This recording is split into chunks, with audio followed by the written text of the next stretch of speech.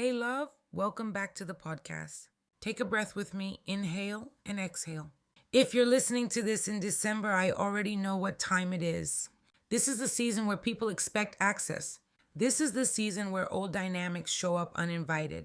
This is the season where you're pressured to be nice, keep the peace, show up, and smile, no matter what your body is screaming. And if you've been working through this series, you're probably feeling something. Maybe you've started setting boundaries. Maybe you've started choosing yourself. Maybe you've started pulling your energy back. And now people are reacting. So today we're talking about something that will help you stop questioning yourself every time someone gets uncomfortable with the new you. Who benefits when you abandon your peace? Because sometimes people don't miss you. They miss the access they had to you. And we're going to unpack this, not to make you angry, not to make you bitter, but to make you free. Let's get into it. In episode 4, we said peace is a boundary, not an attitude. In episode 5, we talked about old versions of you, the survival roles you're releasing. Now, here's what happens when you stop negotiating your peace. You stop overgiving. You stop over-explaining. You stop showing up when you're depleted. You stop being available for disrespect. You stop taking responsibility for people's emotions. And people who were comfortable with the old version of you, they're going to notice. Not everybody, but enough. And the moment you see someone's reaction, your nervous system might start whispering, am I being selfish? Am I doing too much? Am I wrong for changing? Maybe I should just go back to how I was. This episode is your reminder. Pushback doesn't always mean you're wrong. Sometimes pushback means the boundary is working. Let's talk about systems for a second. In families, friendships, relationships, workplaces, every group has a system. And systems don't like change. If you've always been the peacemaker, the strong one, the fixer, the one who doesn't complain, the one who shows up no matter what, the one who gives, then your role has been helping the system stay balanced, even if it was unhealthy.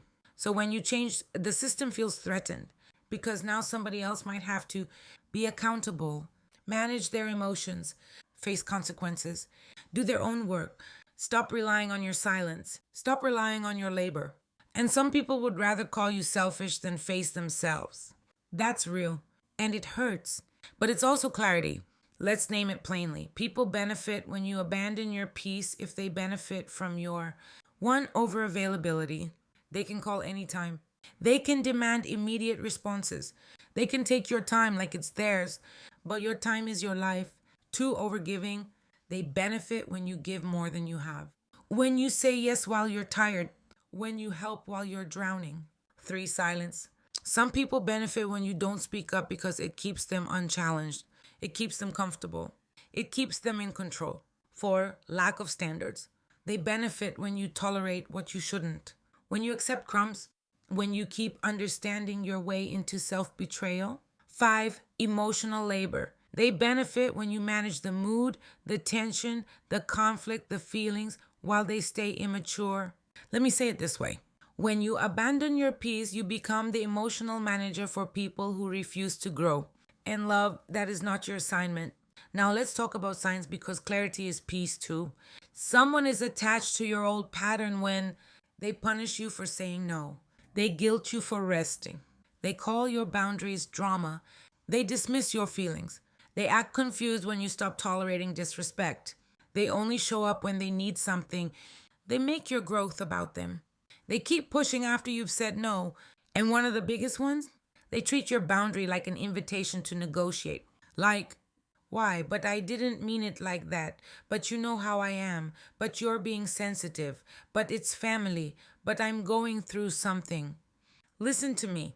Explanations are where boundaries go to die. Because some people don't want clarity. They want access. So here's the new standard.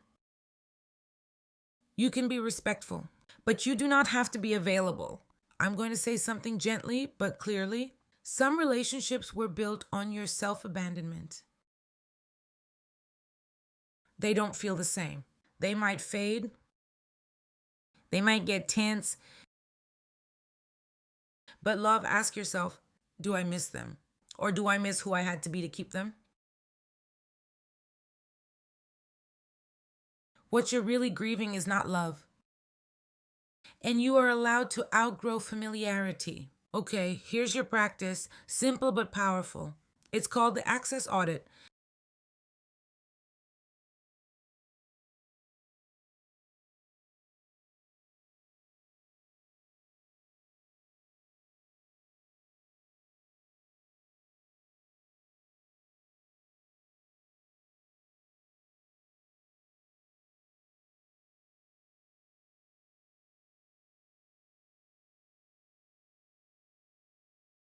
Time boundary, emotional boundary, conversational boundary, digital boundary, rejection, conflict, being called selfish, losing them.